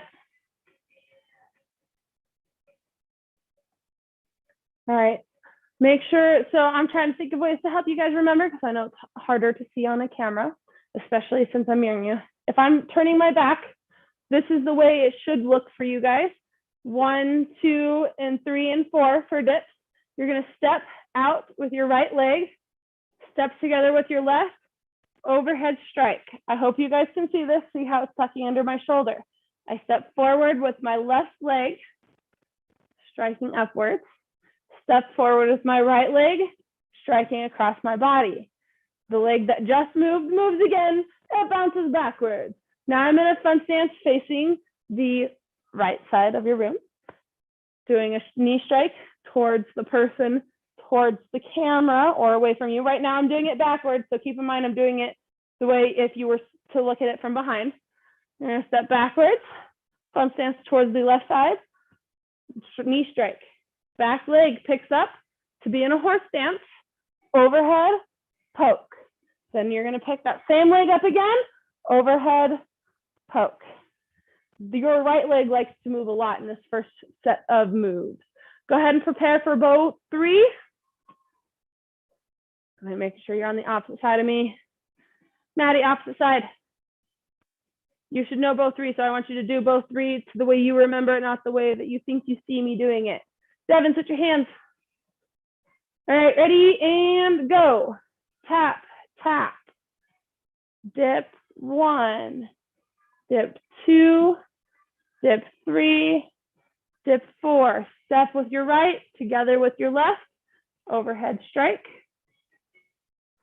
Tucking it so your feet are together. Feet are together. Next move, you step with your left foot forward. Overhead strike. Step forward again.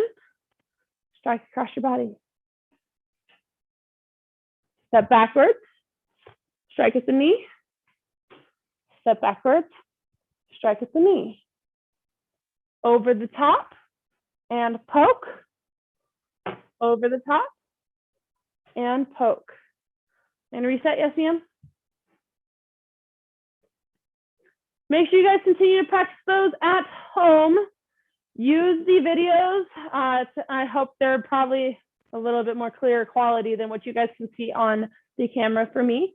Hopefully by next week, I figure out how to invert my camera. Continue to practice that one as well as Chung Mu, because remember earlier this week, we learned the first several moves of Chung Mu. If you don't know, make sure you guys look on the apps.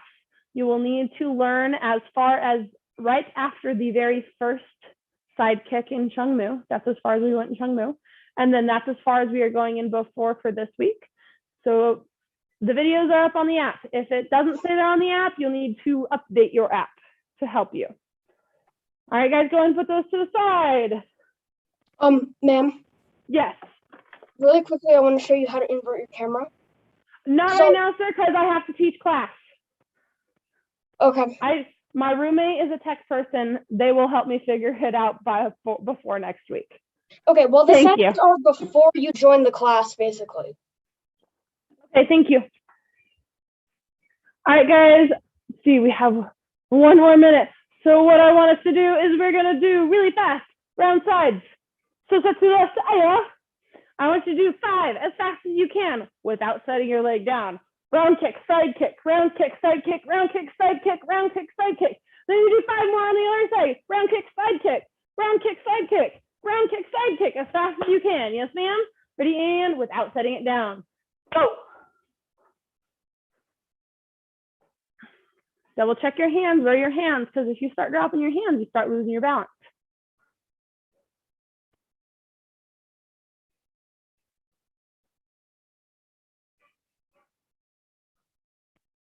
And when you're done, take a knee.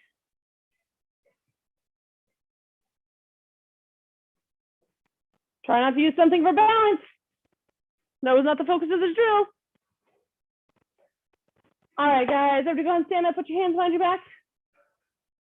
Make sure you guys continue to practice. We've got our Chung Mu, our both 3, and our kickboxing combination number 1. We will move on next week to the next pieces of our form. Make sure, remember, we're going to continue to be online for the rest of this week and next week. Work on your visualization posters, work on your visualization success skill worksheets, and preferably, as soon as we're in the school, I have a mass of people coming up to tell me the definition of visualization, so you guys are all ready to get your gray stripe as soon as we're back in the karate school. Anymore, if you guys earned the 4-up award, it should be online on Saturday. You just keep an eye on your emails for any updates. Black Belt Creed. As a dedicated student of the martial arts, I live my life by the principles of Black Belt: modesty, courtesy, integrity, perseverance, self-control, and indomitable spirit. Go ahead and come to attention. Loud and proud position. Ma'am, Mile High Karate is the best, ma'am. Asa. All right, guys, my Master Club students, you are dismissed. I highly recommend you go wipe something down. And my leadership students, you need your notebooks. Go.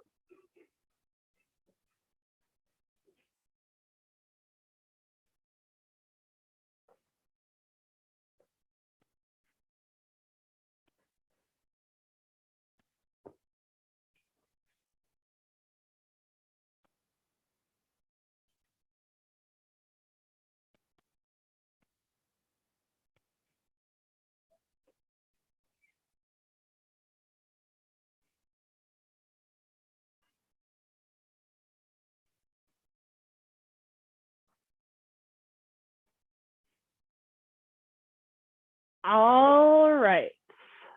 Starting back at the beginning of our notes, I know a lot of our level 3 students already have these notes.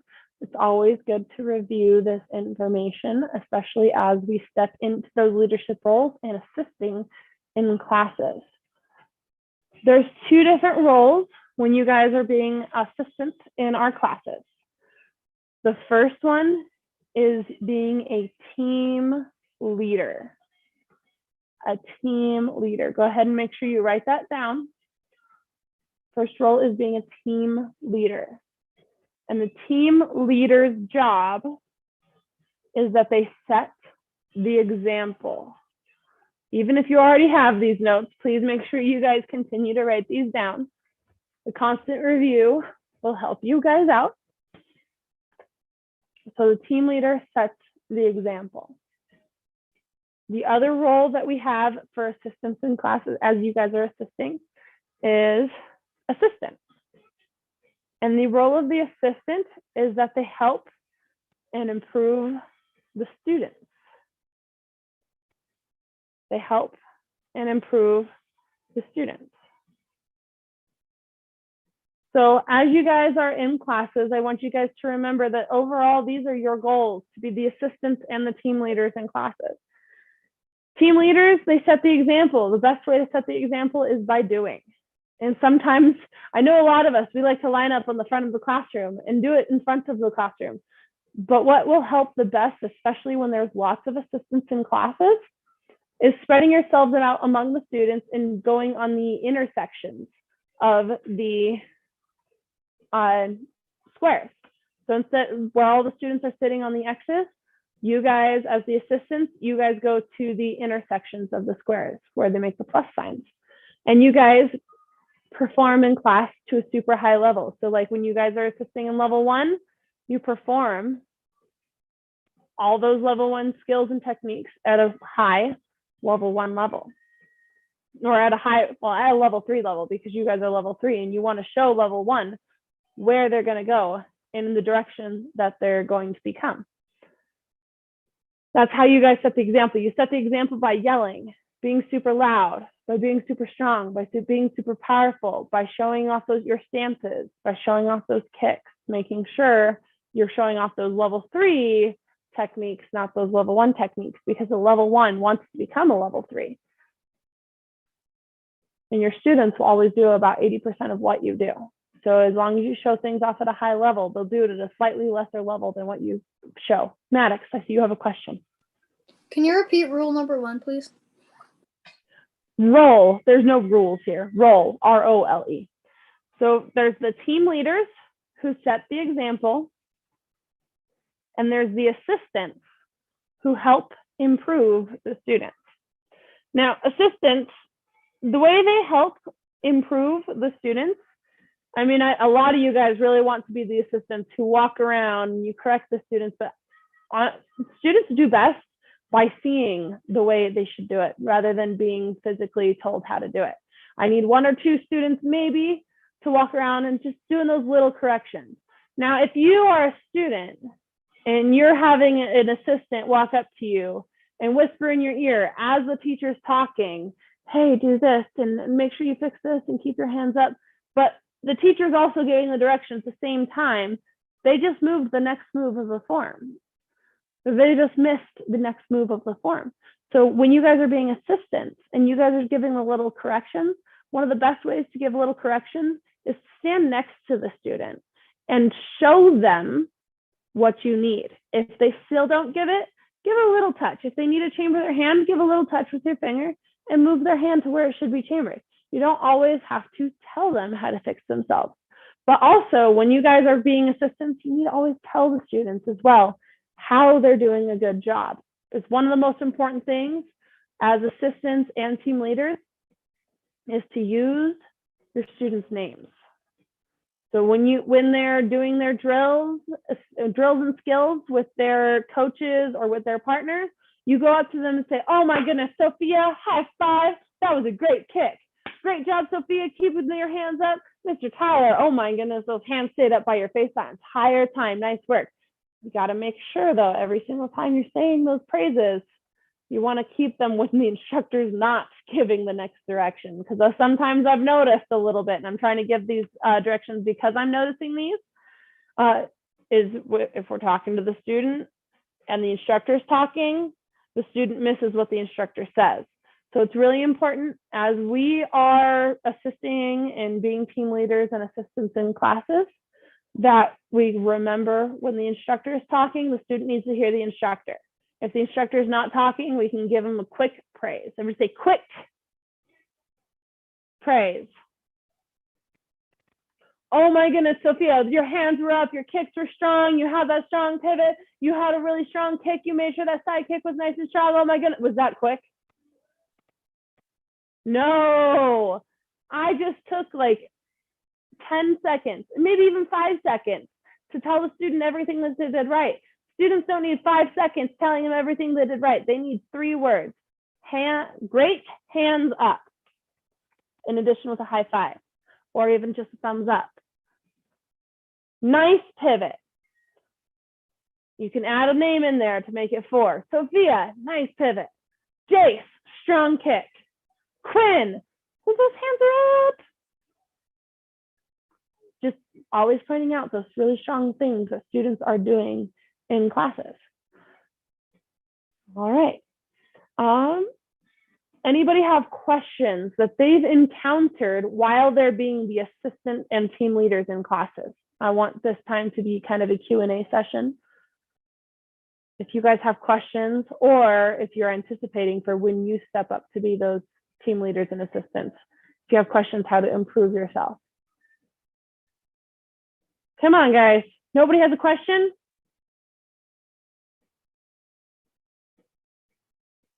All right, well, I'll continue going on then. As you guys are being team leaders and assistants, sometimes the assistant instructor with Master Burton or Miss Waninger, they're not always right next to the radio. But if you're right next to the radio and you notice the instructor is starting to talk and give coaching lessons and the music is still up nice and loud, like let's see if we can kind of imitate this with mine. I don't know if we can or not. If the music is up nice and loud, can you guys hear that music? I don't know if you can. Yes? Can you hear me a little bit? Is it really hard to hear me? Yeah, you can. Yeah, okay. When the music is up nice and loud, it's really hard for the students to hear the question or to hear the instructions. You guys, as assistants, if you're the closest one to the radio and you notice it needs to be turned down, please turn it down. You don't have to wait for an instructor to walk up to turn down that radio. You guys are more than welcome to turn down the radio if it's being too loud for students. Please try not to turn it down all the way because we still like to hear some music. So if you look closely at the radio, 10 is about as low as we generally want it to go because there's numbers that pop up as you mess with the volume. The volume knob on the radio or on the stereo is the big one. If you touch the little one, there's going to be no music because you just messed with the settings and you'll have to get an instructor to fix it. That's okay because that happens too. Let's see. Other things that I see. Using students' names as team leaders and assistants. Always use their names. If you don't know their name, introduce yourself, especially if there's some free time at the beginning of class and you've never met some of these students. Which, by the way, in level 1, which I know a lot of you guys assist in level 1, there's a couple new level 1 students. Introduce yourself. Hi, my name is Miss Christensen. What's your name? Because our names are not on our uniforms. They're hard to read, or if your name's on your uniform, it might be all folded up and it's hard to see. I know some students have their names on their uniform. If you can't read their name, they probably don't know your name either. Introduce yourself. It's always really important for students to know your name because then they can come up to an instructor and say, man, I loved it when Mr. Crane taught me that stuff. Or man, oh my goodness, Mr. Logan was so much fun to work with. That really helps for students to know your name. It helps the students for you to know their name because then they can, at the end of class, and we'll go to more detail of this. Some of you guys know what's coming up because you already have the notes. The piggy bank, the emotional piggy bank. The student uses, or if you use a student's name, they're like, oh, they know me. That's cool. All right, guys, everybody go ahead and stand up. It's really hard to talk to a screen. Anybody have any questions on anything that I've said today? On anything that has to do with teaching and assisting in classes? Yes, Miss Katie. I can't hear you. And I don't know where your camera went.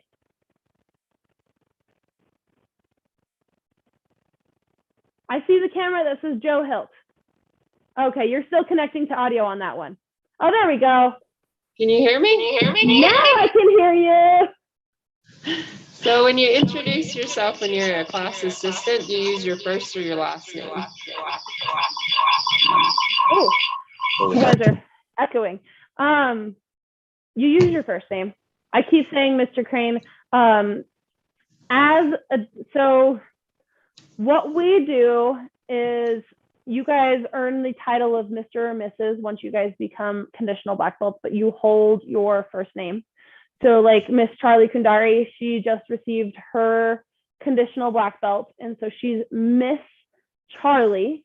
But as soon as she becomes a certified first degree black belt, if you call her Miss Charlie, you now owe push-ups. If I called her Miss Charlie, I'll owe her push-ups, because once she becomes that certified degree black belt, she becomes Miss Kundari. She earns using that last name. Now that's one thing that I continually mess up, because I call Mr. Crane or Mr. Lee Crane all the time. I call him Mr. Crane, but then I look at Mr. Maddox and I look at Mr. Hunter. And that's one of the things that I struggle with sometimes, because I'm also, as adults, I believe you guys have earned using your last name, Miss Miller, Mr. Helt, Mr. Crane. Does that make sense? It's a generic-ish answer. You choose which one you want to introduce yourself as an adult. My kiddos, please introduce yourself as Mr. or Mrs. using your first name. And then my adults, you're more than welcome to use your first name or your last name, whichever one you want the students to call you as. So Jace would be Mr. Jace. Mr. Jace, yes, especially as he's assisting in classes. Kellen, I see your hand is raised. And this is the last question. How do you try to teach in a different state? I still haven't answered that question for you. I still don't have an answer for that question for you. Because if you've noticed, I don't have an assistant instructor online right now. And unfortunately, that's your only way to reach students currently is online. It's only me as an instructor for you guys all online. And then it's either going to be Miss Houston or Miss Weininger currently at the school pulling the cards. And they'll step in. Miss Houston just typed into the side, wow, thanks. She's doing a lot from the school. She's managing a lot of the online guys. stuff. See, there she is. But we generally don't see or hear her online in class, because when we have multiple people trying to talk online, you then have multiple people trying to fight over the audio, and it doesn't work very well for the students to hear. So we're still trying to figure that out for you, Kellen. Does that kind of, I know it's not a great answer for you, but it's an answer? Okay. Still trying to figure that out for you. I'm sorry, Kellen. I appreciate your wants and your desire to assist in classes, especially from Wisconsin. All right, guys, that's our last question. Everybody go ahead and stand up. If you have more questions, you're more than welcome to email them. Come to attention, bow courtesy. You guys are dismissed. Thank you guys very much. Bye. Bye. Bye. Bye, guys. I don't know if I have COVID.